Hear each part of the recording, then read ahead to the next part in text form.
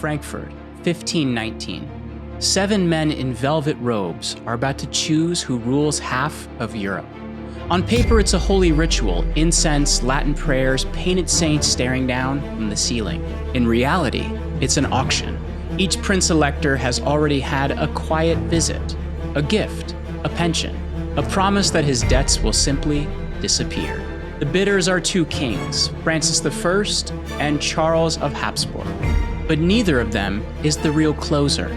200 miles away, in a cramped office in Augsburg, a man with ink-stained fingertips flips through ledgers, not battle plans. No crown, no titles, just contracts. His loans are paying for the bribes. His credit is backing the promises. When the electors finally announce that Charles has won the imperial crown, chroniclers will call it the will of God. They'll leave out the other truth. The Holy Roman Emperor was bought on credit. And the most powerful man in Europe might not be the one wearing the crown, but the banker who owned his debts.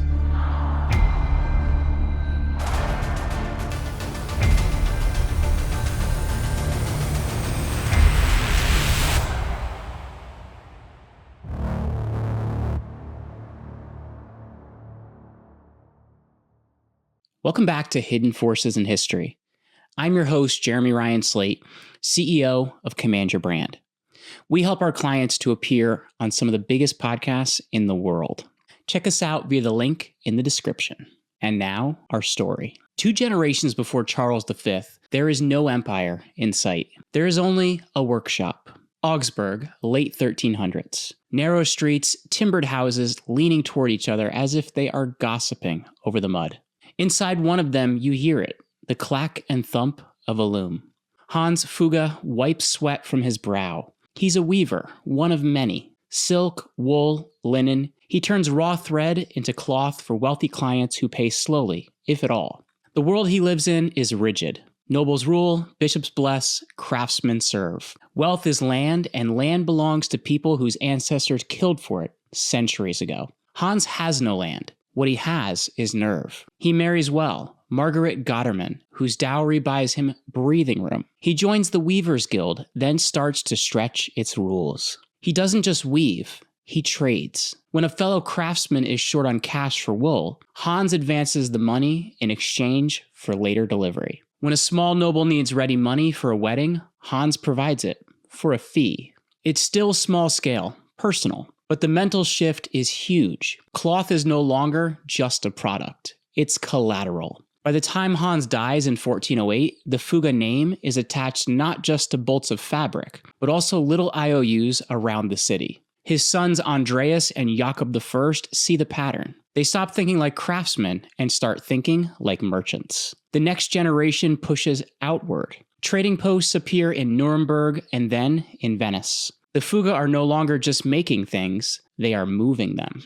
And with the movement of goods comes the movement of money. Bills of exchange, those early elegant hacks that let you settle a debt in Venice by paying a banker in Augsburg, become the family's real specialty. They learn something princes haven't fully understood. Information plus trust equals power. When a French merchant in Venice knows that a slip of paper with Fugger on it will be honored in Augsburg, well, that's a form of sovereignty. Quiet, but real. Into this evolving machine steps a young man destined for the church, Jakob II Fugger, born in 1459. He's sent to Venice to study commerce, supposedly on the way to an ecclesiastical career. But Venice ruins that plan. He sees up close what a true financial hub actually looks like. Ships from elsewhere, news before anyone inland hears it, credit extended and called in with the stroke of a pen. He understands something his pious mentors don't. In the late 1400s, God may rule heaven, but liquidity rules earth. When Jakob returns to Augsburg, he is not thinking about sermons. He's thinking about scale. Metal, not cloth, will make the Fugger truly dangerous. The late 15th century is an age hungry for copper and silver. New gunpowder weapons, booming trade, and expanding states need coin and cannon. Deep in Tyrol and the Hungarian lands lie vast deposits. They belong on parchment to princes, but princes are bad at mining. Mines are expensive. You need to pay for shafts, pumps, engineers, wood, and labor. Income comes much later, if at all. For an archduke who's already mortgaged his future revenues 3 times over, this is a nightmare. For Jakob Fugger, it's an opportunity. We're in Innsbruck, the 1480s. Archduke Sigismund of Tyrol, nicknamed Rich in Coin, although he's anything but, is behind on everything. Mercenaries, suppliers, and his own lifestyle. His counselors bring him a proposal. A delegation from Augsburg, discreet, well-dressed, and led by Jakob. They offer cash, hard, glittering silver, up front. In exchange, they don't ask for land or titles. They ask for leases. The right to operate as mines, to buy ore at fixed prices, and to mint coin. On paper, it looks like a win-win. Sigismund keeps his rank and gets ready money. The Fugger take the risk. Underground, the reality is different. In Schwarz, miners descend into shafts lit by tallow lamps. Wooden supports groan. Water seeps in. Overseers bark orders tallying production not just for Tyrol, but for Augsburg. The silver that metal workers hammer into coins bears the Archduke's face. The profits flow to the Fugger. Jakob builds a vertically integrated empire. Financing, extraction, refining, distribution. Copper from his operations feed markets from Antwerp to Venice. Silver helps to remonetize the Habsburg world. And every contract has conditions. When Sigismund and later Maximilian need more cash for wars, for dowries, for prestige, Jakob is there with a quill. But he doesn't just lend, he negotiates. Exclusive rights, tax exemptions, legal jurisdictions favorable to his agents. Places where imperial law will quietly bend around his interests. The pattern becomes clear. Nobles need money quickly and discreetly. Merchants like Fugger can provide it. In return, they get monopolies and privileges that no mere commoner should ever hold. The Medici used loans to burrow into Florence's government. The Fugger are burrowing into the bones of an empire. Its mines, its coinage, its very ability to pay an army. Jakob's next experiment is even riskier, using spiritual anxiety as collateral. Rome under Pope Leo X, Giovanni de' Medici, is a furnace burning money. Wars, art, palaces, patronage. The Renaissance papacy is basically a prestige arms race. Leo needs revenue. Enter indulgences, payment in exchange for the church reducing the temporal punishment due for sins. Well, that's the official theology. In practice, indulgences are a sophisticated instrument, a stream of future cash from the faithful that can be monetized now.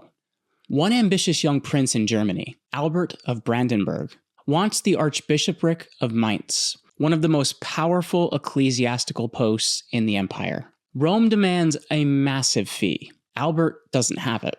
Jakob Fugger does.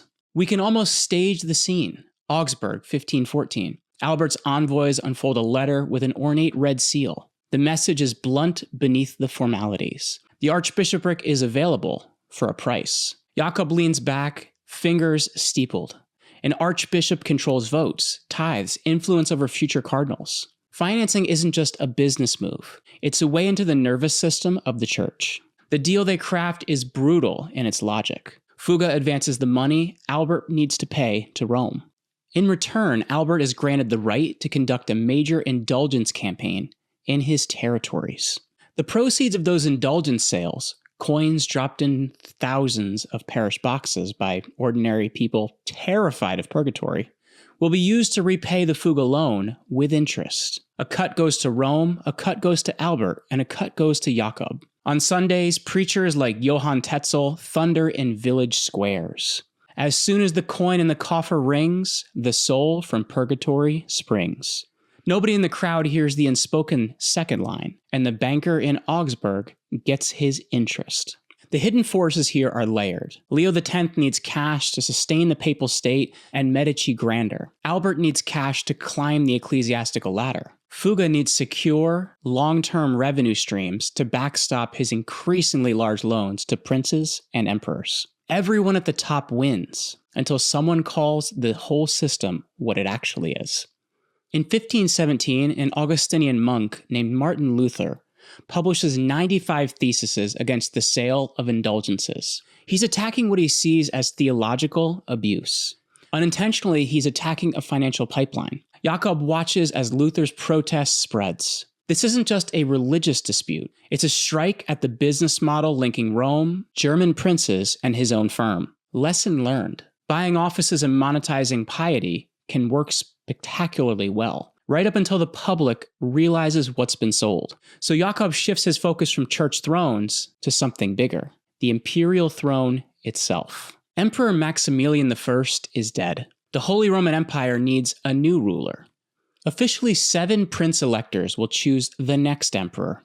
3 archbishops, Mainz, Trier, Cologne, and 4 secular princes, Bohemia, Saxony, Brandenburg, and the Palatinate. They swear before God to act according to the conscience, the common good, and the laws of the empire. Unofficially, everyone understands the going rates. 2 candidates dominate. Francis I of France and Charles of Habsburg, already King of Spain and ruler of the Low Countries, heir to Austria and much else.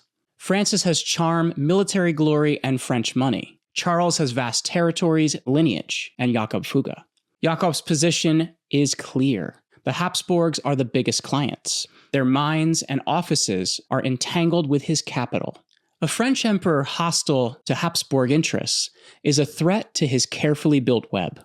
So behind the ritual, another process begins. In letters written in careful legal Latin, Jakob and allied financiers arrange loans to Charles, secured on future imperial revenues. In separate, more discreet understandings, sums are earmarked for gifts and pensions to the electors. We don't have hidden microphones in those chambers, but we do have the surviving figures. Historians estimate that hundreds of thousands of florins, an astronomical amount, circulated to secure the vote. Imagine an elector's perspective. You're the elector of Brandenburg. You have debts, border tensions, and ambitious relatives. Both Francis and Charles court you with promises, protection, titles, and influence. Then envoys arrive with more tangible offers: annual pensions, immediate cash, and repayment of your debts. And behind Charles stands a man like Fugger, known for actually paying his bills. The hidden force here is not just bribery, it's credibility. Francis can promise much more, but his access to German credit networks is weaker. Jakob's banking makes Charles's promises more believable. When the electors assemble in Frankfurt, the rituals proceed. Oaths, formal ballots, public proclamations. Official chronicles will record them in pious language. Buried in the background correspondence is the other truth. Charles' victory is as much a triumph of financial engineering as a dynastic prestige. One contemporary observer would later quip that never was a crown more dearly bought. They were more right than they know. An election bought on credit comes with consequences. Once crowned Charles V, the new emperor faces an impossible ledger. He must service debts incurred to win his title, finance ongoing wars against France and the Ottomans, and somehow maintain authority in an empire fracturing along religious lines. Every choice now has a shadow question attached. What will the creditors think? To keep up payments, Charles grants the Fugger and other financiers privileged control over more mines, tolls, and royal revenues. In some territories, tax collection is effectively outsourced to the bankers. In others, right to mint coin or exploit resources are leased out for upfront sums. From the perspective of an ordinary subject, this looks like rising taxes, harsher collection, and foreign Augsburgers appearing as local power brokers. From Jakob's perspective, it's exactly as designed. He doesn't have to dictate every policy. He has something better: structural dependence. You can see it in the documents themselves. When Charles negotiates with rebellious German princes or foreign powers, he's constantly constrained by what he can afford in the short term. Transformative reforms are less urgent than rolling over loans, calming markets, keeping Jakob and his peers confident. We like to tell history as clashes of ideals: Catholic versus Protestant, Habsburg versus Valois. But in the background, the quieter struggle is between present needs and future obligations. An indebted emperor must think in quarter-by-quarter survival, not grand strategy. The Fugger, by turning elections and empire into something that could be financed in advance, have silently narrowed the menu of choices available to the man everyone thinks is in charge. Power this naked does not go unnoticed. German knights and townspeople alike begin grumbling about merchant princes who act more like sovereigns than servants. Pamphlets denounce usury and foreign bankers. Preachers fold economic grievances into their sermons about sin and corruption.